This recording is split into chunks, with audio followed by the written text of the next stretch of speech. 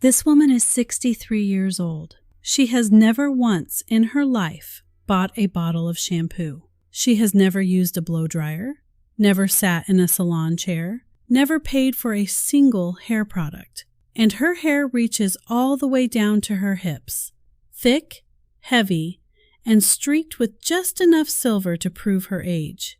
Look closer at the jar next to her. That cloudy liquid floating with what looks like weeds is the entire secret. It costs almost nothing to make, and the people who sell you $17 growth serums are absolutely praying you never learn what's inside it. Now here's what almost everyone believes. We've been told that long, strong hair is basically a lottery ticket. Either you were born with the good genes or you weren't. And if you weren't, your only hope is to spend money. The right shampoo, the right serum, the biotin gummies, the keratin treatment, the salon appointment every 6 weeks. That's the story the entire industry is built on. Spend more and maybe your hair will cooperate. But the Amish do the exact opposite, and it works better. Here's the part that breaks people's brains. They don't grow hip-length hair by doing more. They do it by doing almost nothing, and by refusing to do the 4 or 5 things that you probably do to your hair every single week. The things you think are taking care of it are very likely the reason yours won't grow past your shoulders. I know that sounds backwards. Stay with me, because by the end of this, you're going to understand why a jar of what looks like pond water outperforms the stuff on the shelf at the drugstore. I didn't just make this up.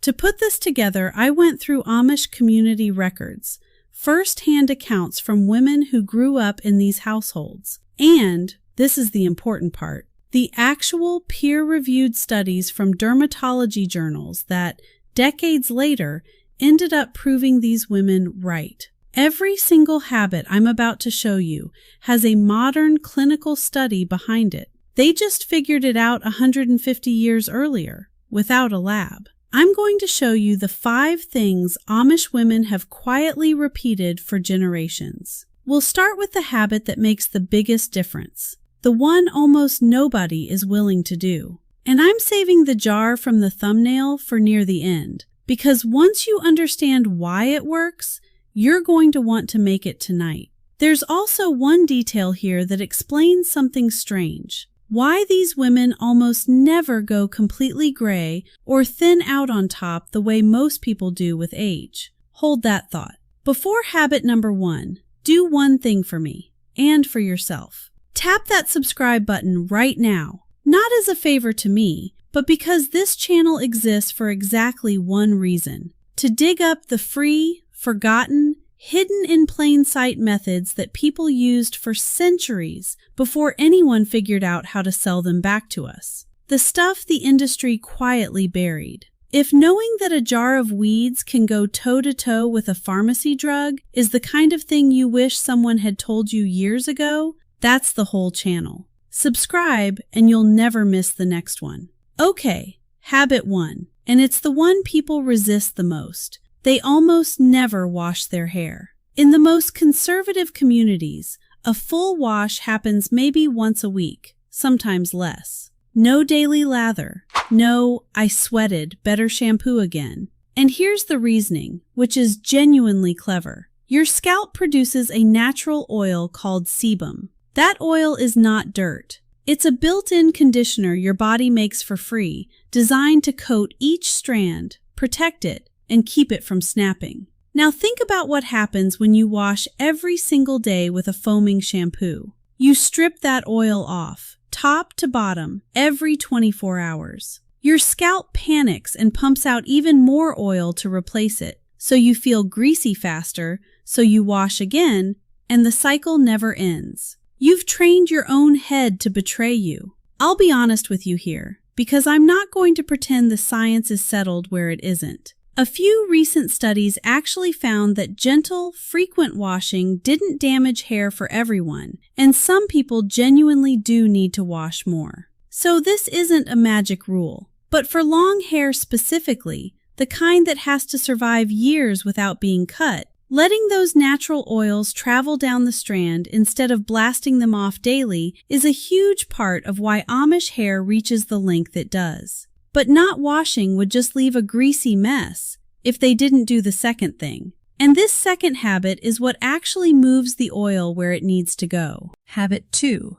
They brush. Slowly, thoroughly, every night from root to tip. This isn't vanity brushing. This is mechanical engineering. When an Amish woman sits down at night and draws a brush from her scalp all the way down to the ends, she's physically dragging that protective sebum out of the roots and spreading it across the entire length of her hair, especially the ends, which are the oldest, driest, most fragile part. Think about it. The oil is produced at the scalp. Gravity and a brush are the only things that carry it down 2 or 3 feet of hair. Skip the brushing, and the roots stay oily while the ends stay parched and break off. That's why so many people feel stuck at one length. The ends are snapping off at the exact same rate the hair grows. Amish women almost never have that problem because every strand gets coated and protected before they even go to sleep. And speaking of sleep, what they do with their hair before they lie down is habit 3. It's the reason they wake up with almost no tangles and almost no breakage. Most people do the exact opposite of this and wonder why they find hair on their pillow every morning. Habit 3. They never sleep with their hair loose. Every night, it goes into a single loose braid. Here's what's happening while you sleep. If your hair is down, it's rubbing against the pillowcase, tangling with itself, wrapping around your neck, and every one of those little snags is a microfracture in the strand. You toss, you turn, and you're essentially sanding your own hair down all night long. Then you wake up, hit a tangle with a brush, and rip a chunk of it out. A loose braid solves all of it at once. The strands are held together, moving as one rope instead of 10,000 loose threads. Less friction, less tangling, less breakage, night after night for decades. It costs nothing. It takes 90 seconds, and it's one of the biggest reasons their hair survives long enough to reach their hips instead of breaking off along the way. Now, everything so far has been about protecting the hair you already have. But that still doesn't explain how they actually get it to grow thicker and faster, or why, and I promised you this earlier, they so rarely thin out on top with age. That's habit 4. And this is where the modern science gets almost uncomfortable. Habit 4. The scalp massage. Amish women, especially the older ones, work oil into their scalp with their fingertips, and they don't rush it. It looks like a simple, humble little ritual. It is anything but simple in what it does. In 2016, researchers ran a study. You can look it up. It was published in a journal called Eplasty by Koyama and his team. They had men perform just 4 minutes of standardized scalp massage a day. That's it, 4 minutes. After 24 weeks, their hair was measurably thicker. Not they felt like it was thicker. Measured under equipment, the strands were physically wider. And they figured out why. The pressure of your fingers physically stretches the cells at the base of the follicle, the dermal papilla cells. That stretching actually switches on the genes tied to hair growth and switches off some of the ones tied to hair loss. Your fingertips, pressing on your own scalp, are sending a growth signal directly into the root. Those Amish women massaging oil into their heads at night have been running that exact experiment for 150 years and getting the same result the lab did for free. That daily circulation to the follicle is a big part of why their hair stays dense on top well into their 60s, while so many people watch it thin. But there's one more thing. Because a massage moves blood, it doesn't feed the follicle. So the question is, what oil are they massaging in? What's actually in that jar from the thumbnail? because that jar is the difference between a nice scalp massage and a scalp massage that competes with a pharmacy drug. That's habit 5, and it's the one they'd honestly rather you didn't know. Habit 5 is the jar, and the main ingredient in it is rosemary. For generations, Amish and Old World women have steeped rosemary, sometimes with a splash of vinegar, sometimes a few other garden herbs, in water, and use that cloudy liquid as a rinse and a scalp treatment. It was folk wisdom, grandmother stuff, the kind of thing modern people roll their eyes at. Then, in 2015, a team of researchers decided to actually test it. They took 100 people who were losing their hair and split them into 2 groups. One group used pure rosemary oil on their scalp twice a day. The other group used minoxidil, the 2% version, the active ingredient in the most famous over-the-counter hair growth drug in the world. The one people pay for, month after month. 6 months later, they measured everyone. And here is the finding that the hair industry would very much prefer stayed buried. Both groups grew back a comparable amount of hair. The rosemary held its own against the pharmacy drug, and the rosemary group had less scalp itching as a bonus. Now, I'm going to be straight with you, the way these women would be. That's one study with a specific group of people, and rosemary is not an FDA-approved miracle. Anyone who tells you a jar of rosemary water will regrow a bald head is lying to you. But the finding is real, it's peer-reviewed, and it's been echoed by later research. A weed you can grow on a windowsill went toe-to-toe with a patented drug.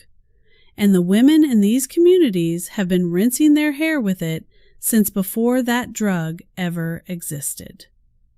So here's exactly how you make the jar. Write this down because it's almost embarrassingly simple. Take about 1 liter of water, filtered if you can because chlorine from the tap fights the herbs. Bring it up to a boil in a pot. Then add your rosemary. If you're using fresh sprigs off a plant, throw in around a small handful, roughly 10 to 12 sprigs. If you've only got the dried rosemary from the spice rack, 1/4 cup does the job. The second it starts to boil with the rosemary in it, drop the heat to low and put a lid on the pot. That lid matters. It's not optional. All the good compounds in rosemary are in the steam, and if you let that steam escape, you're literally boiling off the medicine. So keep it covered. Let it simmer down low for about 15 to 20 minutes. You'll watch the water turn a cloudy, golden, greenish color. That's exactly the pond water look from the thumbnail, and it means it's working. Then take it off the heat, and here's the patience part. Leave the lid on and let it sit until it's completely cool. Don't rush it. The longer it steeps as it cools, the stronger it gets. When it's cool, strain out the leaves and pour that liquid into a clean glass jar. That's the jar. That's the whole thing. Now, some of these women add one more touch, a splash of apple cider vinegar, maybe a couple tablespoons. That's not for growth. That's the shine trick. The vinegar smooths down the outer layer of each strand so light bounces off it, which is a big part of why their hair looks like glass even at 60.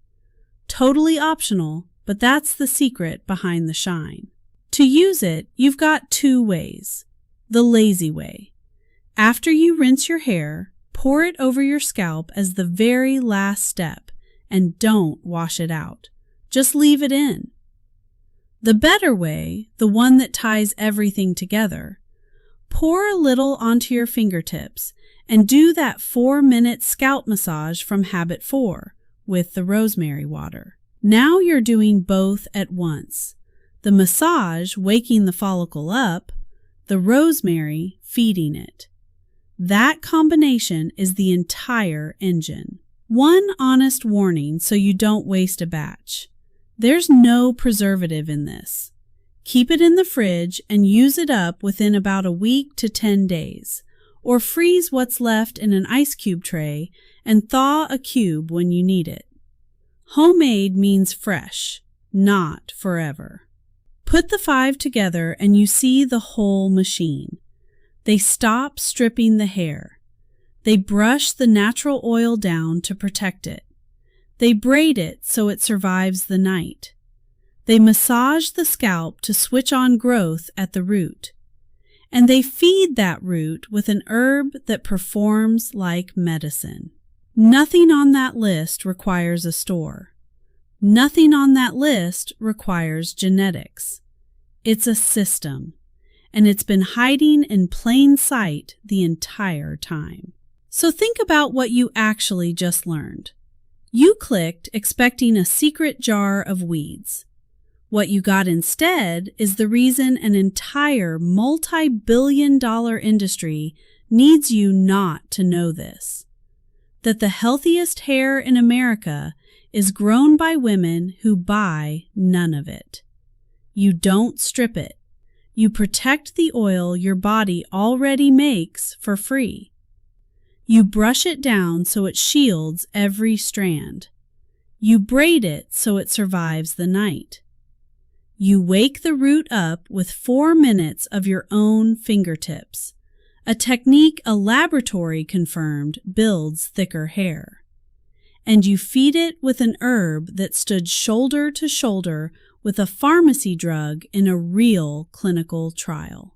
5 habits, 150 years of proof, and a total cost of just about nothing. The Amish never set out to beat the hair industry. They just never joined it. And their hair, down to the hip at 63, silver and strong, is the quiet proof that the most powerful thing you can do for your hair might be to finally stop buying things for it. Everything you need is already on your head, in your hands, and probably growing in a pot by your window.